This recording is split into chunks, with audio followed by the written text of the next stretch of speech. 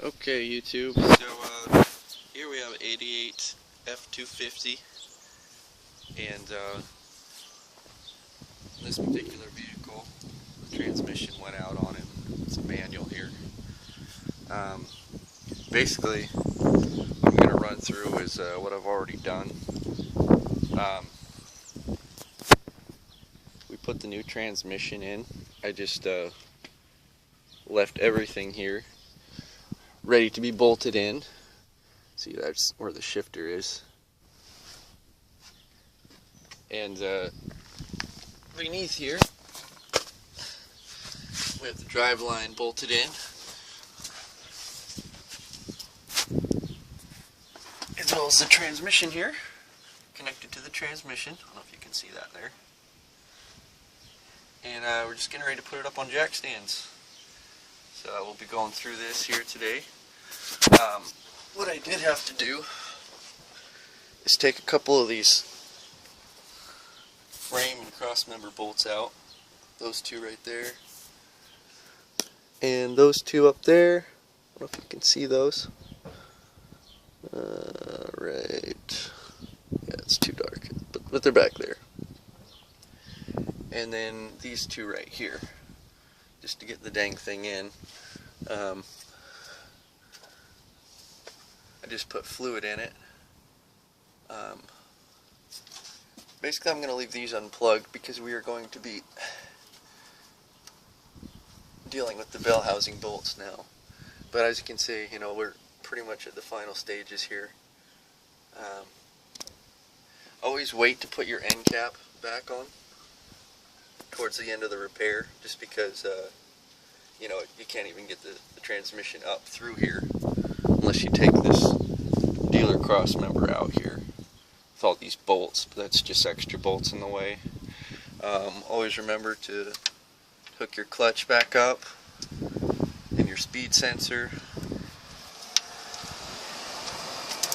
and your tachometer cable.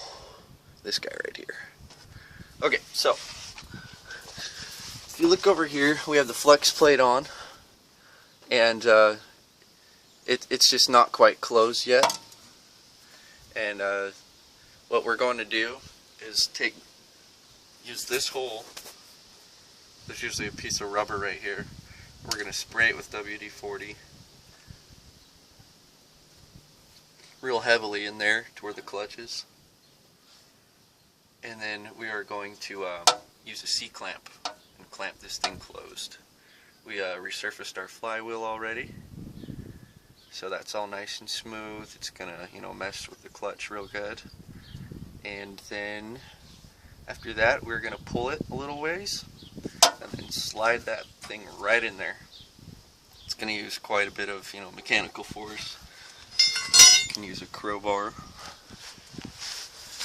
as well as a C-clamp here, because it was a pain in the butt getting out because it was just rusty.